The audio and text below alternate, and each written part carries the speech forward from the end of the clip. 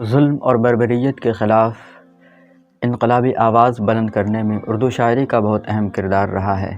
جب ظلم بڑھ جاتا ہے تو انقلاب کی راہیں خود بخود کھل جاتی ہیں، تخت الٹ دیے جاتے ہیں اور تاج تاراج کر دیے جاتے ہیں۔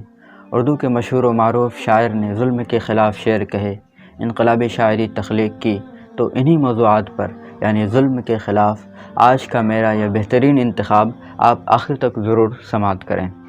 دوستوں، آج کے اس انتخاب میں سب سے پہلا نام ہے فیض احمد فیض کا۔ چنانچہ وہ کہتے ہیں: چلتے ہیں دبے پاؤں کہ کوئی جاگ نہ جائے، چلتے ہیں دبے پاؤں کہ کوئی جاگ نہ جائے، غلامی کے اسیروں کی یہی خاص ادا ہے، ہوتی نہیں جو قوم حق بات پہ یکجا، ہوتی نہیں جو قوم حق بات پہ یکجا، اس قوم کا حاکم ہے بس ان کی سزا ہے۔ دوسرا نام جناب جوش ملیح آبادی، وہ کہتے ہیں: کام ہے میرا تغیر، نام ہے میرا شباب، کام ہے میرا تغیر، نام ہے میرا شباب، میرا نعرہ انقلاب و انقلاب انقلاب۔